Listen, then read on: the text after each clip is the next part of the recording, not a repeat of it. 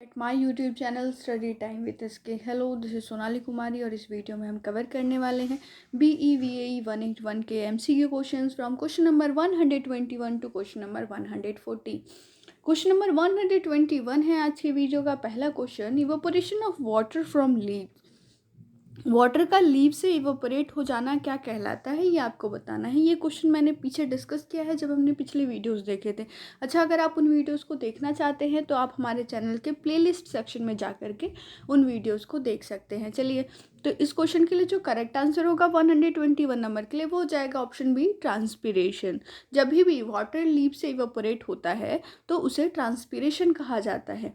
आगे 122 नंबर का क्वेश्चन है, standard form of DNA. DNA का स्टैंडर्ड फॉर्म क्या होता है ये आपको बताना है। आपकी स्क्रीन पर यहाँ पर ऑप्शन है और इसके लिए जो करेक्ट आंसर होगा वो हो जाएगा ऑप्शन बी, डीऑक्सीरिबो न्यूक्लिक एसिड। आगे बढ़ते हैं 123 नंबर के क्वेश्चन की तरफ और यहाँ पर आपको थोड़ा समझना है। 123 नंबर का क्वेश्चन है, building blocks of all living organism. सभी लिविंग ऑर्गेनिज्म का बिल्डिंग ब्लॉक क्या होता है ये आपको बताना है। आपके पास ऑप्शन है A, carbon, B, protein, C, lipids and option D is none. Correct answer हो जाएगा यहाँ पर option A, carbon. Building block of all living organism carbon होता है। कंफ्यूज करने वाला टर्म प्रोटीन से शुरू होता है क्योंकि प्रोटीन को बिल्डिंग ब्लॉक ऑफ लाइफ कहा जाता है। तो आपको याद रखना है कि बिल्डिंग ब्लॉक ऑफ लाइफ कहा जाए तो वहाँ पर प्रोटीन आंसर होगा, लेकिन अगर ये कहा जा रहा है कि building block of all living organism तो वहाँ पर आपके लिए जो करेक्ट आंसर हो जाएगा वो हो जाएगा कार्बन।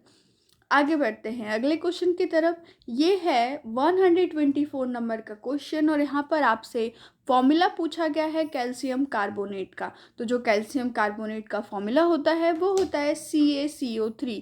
ऑप्शन सी यहाँ पर करेक्ट हो जाएगा। CaCO3 जो है ये कैल्शियम कार्बोनेट का फॉर्मूला होता है। आपको याद रखना है, छोटी छोटी चीज़ें जो है कभी कभी कन्फ्यूज़ कर देती हैं। 125 नंबर का क्वेश्चन अब आपकी स्क्रीन पर।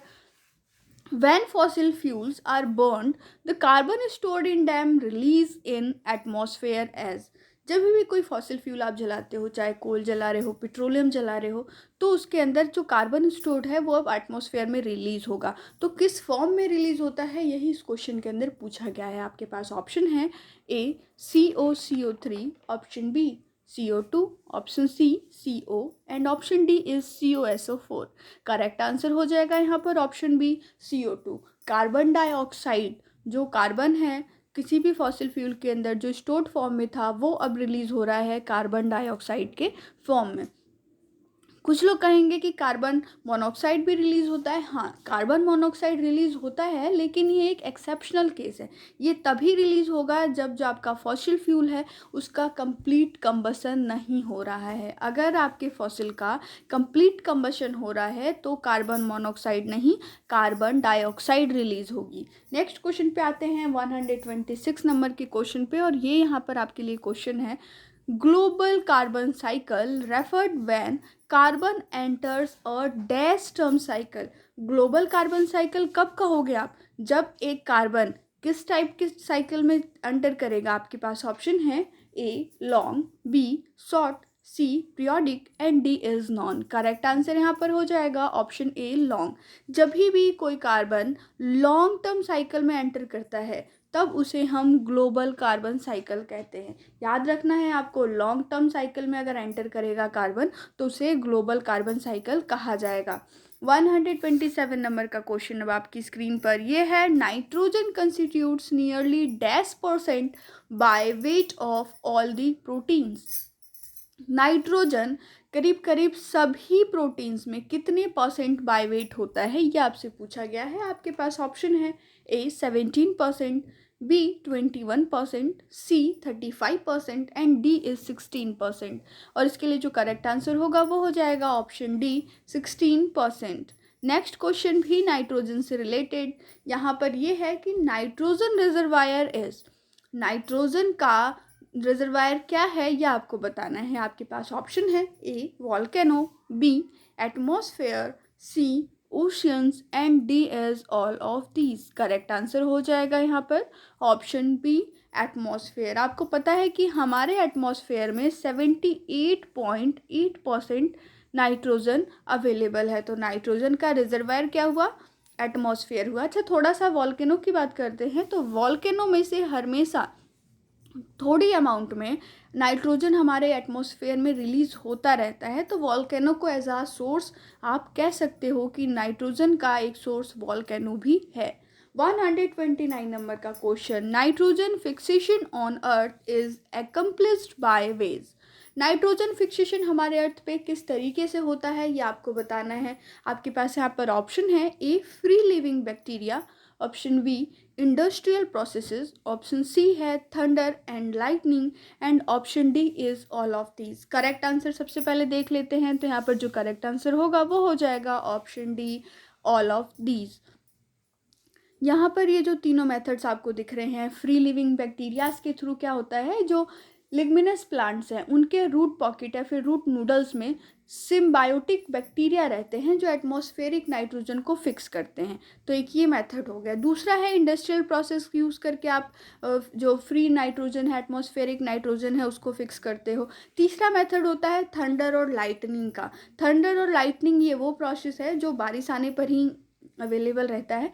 और जब थंडर होता है और लाइटनिंग होती है, इस वक्त क्या होता है कि जो एटमॉस्फेयर में नाइट्रोजन है ना, वो अब आपके वाटर के साथ, रेन वाटर के साथ मिल जाता है और वो फिर धरती पर आ जाता है, ज़मीन पर आ जाता है और फिर सोइल जो है उसे एब्जॉर्ब कर लेते हैं।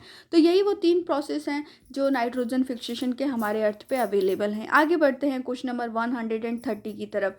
ये है plants take up nitrogen as. Plant nitrogen को किस तरीके से लेते हैं ये आपको बताना है, क्योंकि जो प्लांट है वो फ्री जो एटमॉस्फेरिक नाइट्रोजन प्रेजेंट है उसे एब्जॉर्ब नहीं करते डायरेक्टली, वो उसको चेंज करके एब्जॉर्ब करते हैं। तो क्या वो मेथड है ये आपको अब यहाँ पर बताना है कि कौन से फॉर्म में प्लांट्स नाइट्रोजन को लेते हैं। आपके पास ऑप्शन है A nitrate, option B nitrites, option C है nitrogen oxide and option D is free nitrogen.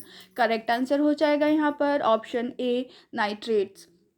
Next question पे आते हैं। क्वेश्चन नंबर 131 है अब आपके सामने। विच बैक्टीरिया कन्वर्ट नाइट्रेट्स और नाइट्राइट्स टू एलिमेंटल नाइट्रोजन। ऐसे वो कौन से बैक्टीरिया हैं जो नाइट्रेट्स और नाइट्राइट्स को एलिमेंटल नाइट्रोजन में कन्वर्ट करेंगे। आपके पास यहाँ पर ऑप्शन है A denitrifying, option B symbiotic bacteria, option C है free living bacteria and option D is nitrobacteria. Correct answer यहाँ पर हो जाएगा option A denitrifying bacteria.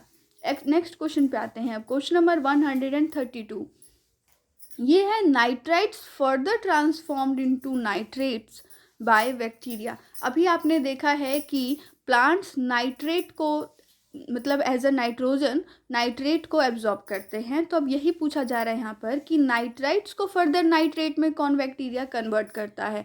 आपके पास यहाँ पर ऑप्शन है और इसके लिए जो करेक्ट आंसर हो जाएगा वो हो जाएगा ऑप्शन डी नाइट्रोबैक्टीरिया। नाइट्रोबैक्टीरिया नाइट्राइट्स को नाइट्रेट में कन्वर्ट कर देते हैं, ट्रांसफॉर्म कर देते हैं।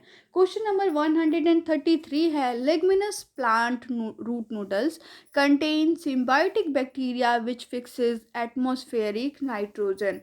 अब लेगमिनस प्लांट्स क्या हैं ये आपको बताना है। आपके पास ऑप्शन है A pea, B beans, C pulses and option D is all of these. Correct answer हो जाएगा यहाँ पर option D all of these. आपको मैं बताऊं कि जितने भी पल्सेस होते हैं ना वो सभी लेगमिनस प्लांट माने जाते हैं और उनके रूट नूडल्स के अंदर सिम्बायोटिक बैक्टीरिया प्रेजेंट होता है जो एटमॉस्फेरिक नाइट्रोजन को फिक्स करता है। तो जितने भी पल्सेस के एग्जाम्पल आपको दे दिए जाए आप सीधे पल्स पे ही क्लिक कीजिएगा, जो भी पल्स होगा वही लेगमिनस प्लांट होगा। तो यहाँ पर ये सभी पल्स हैं, तो इसके लिए जो करेक्ट आंसर हो जाएगा वो हो जाएगा option D all of these. Next आते हैं नेक्स्ट क्वेश्चन की तरफ। 134 नंबर का क्वेश्चन है यहाँ पर। Phosphorus, calcium and magnesium circulate through. Phosphorus, calcium और मैग्नीशियम किस साइकिल के थ्रू सर्कुलेट करते हैं ये आपको बताना है। आपके पास ऑप्शन है A gaseous cycle, option B sedimentary cycle, option D C है यहाँ पर both and D is none. Correct answer हो जाएगा option B sedimentary cycle. Question number 135 which of the following contributes to the carbon cycling? Carbon cycling में कौन contribute करता है ये अब आपको यहाँ पर बताना है। आपके पास ऑप्शन है A respiration, option B is photosynthesis, option C fossil fuel combustion and option D is all of these. आपको पता है कि इन सभी प्रोसेस के अंदर कार्बन कहीं ना कहीं यूज़ हो रहा है, इसीलिए ये सभी प्रोसेस कार्बन साइकिलिंग में कंट्रीब्यूट करते हैं। ऑल ऑफ दीज इसके लिए करेक्ट आंसर हो जाएगा ऑप्शन डी। नेक्स्ट क्वेश्चन पे आते हैं, क्वेश्चन नंबर 136 की तरफ। ये है water cycle is driven by. Water cycle किसके थ्रू ड्राइव होता है, किसके थ्रू प्रोसेस इसमें आती है? इसके लिए जो करेक्ट आंसर हो जाएगा वो हो जाएगा ऑप्शन ए सोलर एनर्जी। आपको पता है कि वाटर साइकिल में जितना भी पानी इवोपरेट होता है वो सोलर एनर्जी के कारण होता है, सन के कारण होता है, इसीलिए करेक्ट आंसर यहाँ पर हो जाएगा option A solar energy. Question number 137 है plants take up sulphur in form. Plants sulphur को किस फॉर्म में लेते हैं ये आपको बताना है। 137 नंबर का क्वेश्चन, और इसके लिए जो करेक्ट आंसर हो जाएगा वो हो जाएगा ऑप्शन ए सल्फेट्स। क्वेश्चन नंबर 138 पे आ जाते हैं। ये है the carbon in carbon cycle में बी। कार्बन साइकिल के अंदर कार्बन किस फॉर्म में होगा, ऑर्गेनिक फॉर्म में होगा या इनऑर्गेनिक फॉर्म में होगा? तो इसके लिए जो करेक्ट आंसर होगा वो हो जाएगा option A, option C both. जो कार्बन है कार्बन साइकिल में वो दोनों में से किसी भी फॉर्म में हो सकता है, इनऑर्गेनिक भी हो सकता है और ऑर्गेनिक भी हो सकता है। नेक्स्ट क्वेश्चन पे आते हैं, क्वेश्चन नंबर 139 पे, और ये है final stage of successive called. Successive के फाइनल स्टेज को क्या कहा जाता है, यहाँ पर ये पूछा गया है 139 नंबर का क्वेश्चन। तो इसके लिए जो करेक्ट आंसर होगा वो हो जाएगा ऑप्शन ए क्लाइमेक्स कम्युनिटी। जब सक्सेसिव फाइनल स्टेज में पहुंच जाता है तो वो क्लाइमेक्स कम्युनिटी हो जाता है। और जो क्लाइमेक्स कम्युनिटी होती है ये थोड़ी सी स्टेबल होती है, इसे क्वाइट स्टेबल भी कहा जाता है। क्वेश्चन नंबर 140 पे आते हैं, आज के वीडियो का आखिरी क्वेश्चन है। अगर आपको ये वीडियो पसंद आया हो ज़रूर लाइक करें, अपने फ्रेंड्स के साथ शेयर करें, और अगर आप अभी तक हमारे चैनल पर नए हैं तो चैनल को सब्सक्राइब कर लीजिए, साथ ही साथ हिट कीजिए बेल का आइकन, ताकि आपको हमारे वीडियोस के रिगार्डिंग सारे नोटिफिकेशंस ऑन टाइम मिलते रहें।